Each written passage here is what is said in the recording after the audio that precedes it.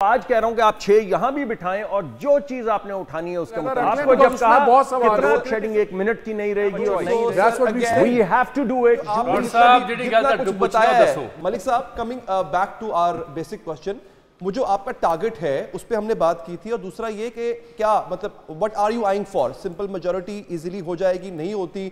इत्तेहाद किससे करेंगे? कौन सी ऐसी पार्टी है जिसके साथ, क्योंकि पीपल्स पार्टी के साथ आपका इत्तेहाद था, अब तो आप आई टू आई देखते हैं एक दूसरे को, क्या होने जा रहा है? अब मैं क्या करूं? अब आप मुझे बताइए, आपने मुझे एक मखमसे में डाल दिया, मैं एक रोल पे था, आपने इतने सवालात, लोगों को अब वाहिद चीज जो याद रहेगी आखिरी सवाल याद अभी आप अगली बात करेंगे तो ये चाह रहा है कि मैं पहले इनका जवाब दूं फिर आपका जवाब दूं। प्रॉब्लम मेरी है सेंटर फॉरवर्ड और लेफ्ट विंग का काम, राइट विंग का काम ही होता है गोल पोस्ट से तवज्जो हटाई जाए। हाँ। नाज़रीन की ये डिबेट जो मालिक साहब और आपकी यकीन जानिए ये तो 6 घंटे जारी रह सकती है कम से कम। उसमें जो उनका आर्गूमेंट है उसमें रैशनल है, आपके पास भी सर्टन रैशनल है, बट इसमें तवज्जो ये है कि हम ये जान सकें एक जिम्मेदार लीगी रहनुमा से कि आखिर नून लीग क्या सीटें एंटिसिपेट कर रही है, उनका टारगेट क्या है और आगे गवर्नमेंट फॉर्मेशन के लिए क्या खुलिया, जो अली हैदरी बार बार पूछ रहे हैं। चले ऐसे करते हैं, आप मुझे 60 से 90 सेकंड दें कि मैं इन चीज़ों का जवाब दे दूं, इंटरप्ट नहीं करना है, और फिर मैं इनके सवाल का जवाब दे 60 सेकंड में देता हूं। पहले आपने कुतुब साहब बड़ा अच्छा सवाल किया नीट का। आपको पता है ऑरेंज ट्रेन की या ग्रीन लाइन की या ये जो मेट्रो बसेज हैं इनकी नीड क्या है? ये एक अमीर आदमी को तो लगता है इंफ्रास्ट्रक्चर, गरीब आदमी के लिए ये इकोनॉमिक फ्रीडम है, उसकी लाइफ लाइन है, जिंदगी है। जो भाटी सी औरत निकलती है ना, जो उसके इर्द गिर्द भी गरीबी लोग रहते हैं, उसको नौकरी नहीं मिलती थी। अब वो जब मेट्रो पे बैठ के इज्जत के साथ एयर कंडीशन ट्रेन में अमीर आदमी की तरह एस्केलेटर के ऊपर बैठ के जाती है ना फैक्ट्री एरिया तक 25 मिनट में, और सारा दिन काम करती है, और जब धूतू बचता है और उसकी फैक्ट्री बंद होती है तो 25 मिनट में वापस पहुंचती, बच्चों को खाना भी खिलाती, स्कूल का काम भी करती। This is economic freedom for her. ये अमीर आदमी को, सेठ को समझ नहीं आएगी कभी कि यार ये क्या वो ऑरेंज लाइन बना दी। अरे यार हाँ, सेठ को $5 बिलियन के जो टर्फ के लोन है वो 1% इंटरेस्ट के ऊपर 100 लोगों को दे दो, वो समझ आएगी, वो है मुल्क की तरक्की। लेकिन अगर कहीं ऑरेंज लाइन बन जाए और उसको आपको सब्सिडाइज करना पड़े तो वो मौत है, मौत है सेठ की। गरीब आदमी के लिए तो ये लाइफ लाइन। सही। सर मियां साहब की तकरीर में से आप देखना शुरू कर दें। Nobody is opposing. No, ये बहस दूसरे जाएगी। Nobody is opposing orange line. बात पूरी फिर सुने। अभी आपने पैसे हैं कि नहीं कर रहे थे, अब ये खेल बट ये सारी चीजें होनी चाहिए। बात है किस टाइम पे होगी। अभी मैं बताता हूं, किस टाइम पे पैसे होंगे। मैं तो बचाया सी ना, ਤੁਸੀਂ नहीं बात है सर, मैं ਤੁਹਾਡੇ ਕੋਲ ਜਦੋਂ ਆਣਾ ਤੇ ਆਂਦੇ ਹੀ ਕਤਲ ਹੋਣ। जी देखिए दूसरी बात यह कि जिस वक्त 2013 के अंदर 12-14 हजार मेगावाट बिजली लगानी थी तो पैसे मौजूद थे, एक विजन था ना, एक ताकत थी, एक पुल थी। हुआ या नहीं डिलीवर?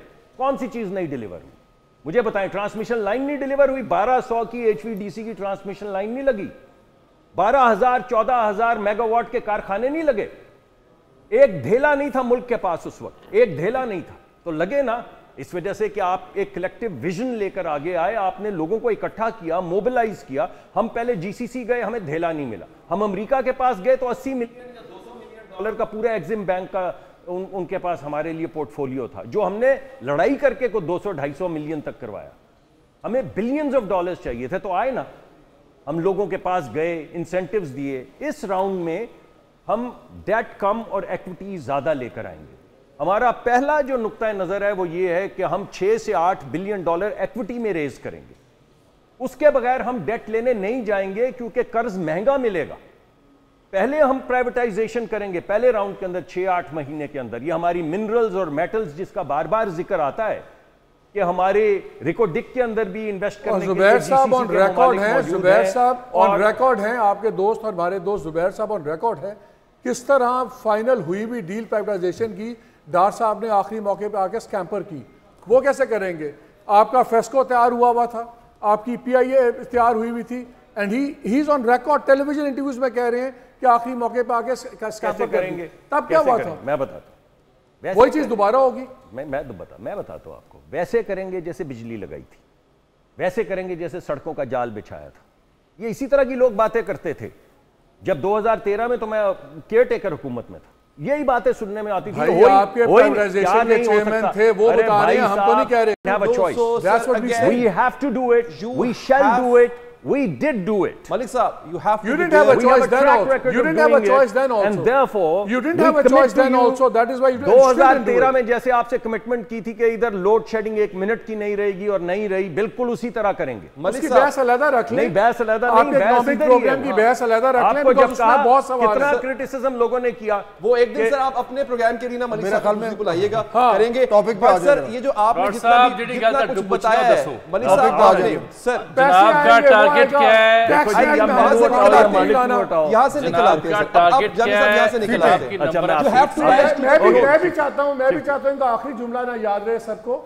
ये जो वादे करते हैं ना, फिर उनका भी आखिरी हम ये करेंगे वो करेंगे। ओ भाई, टैक्स रेट आपसे बढ़ता नहीं है, इनके मंशूर में है 5 साल में 3%, 0.7 के लिहाज से दुकानदार के ऊपर टैक्स लगाए, मिफ्ता की वो ताजरा नाराज नहीं करना ना। अच्छा, रिटेलर पे टैक्स लगाए, फाइनेंस मिनिस्टर की छुट्टी।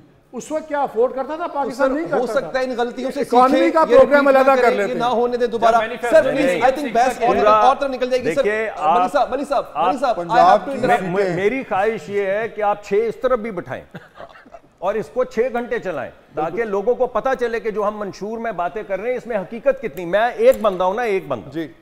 आप मेरे से सवाल हर चीज वेरी वेल सबसे पूछे। मैं अभी तो वो 45 की टीम यहां नहीं बैठी जिसने मंशूर बनाया, लेकिन मैं आपको आज कह रहा हूं कि आप 6 यहां भी बिठाएं और जो चीज आपने उठानी है उसके मुतालिक सवाल पूछें। सब करने के लिए you have to rise to the throne. वो कैसे करेंगे मुझे उसका बताएं। अब आता हूं। देखिए, rise to the throne is simple math. Simple math. वो कैसे? ये आपका सवाल जो है ना, मुझे तो इस सवाल की समझ नहीं। क्यों नहीं सर? ये बड़ा rise to the throne is a simple math. It's the will of the people. लोग चाहेंगे तो हम आएंगे, लोग नहीं चाहेंगे तो हम नहीं आएंगे।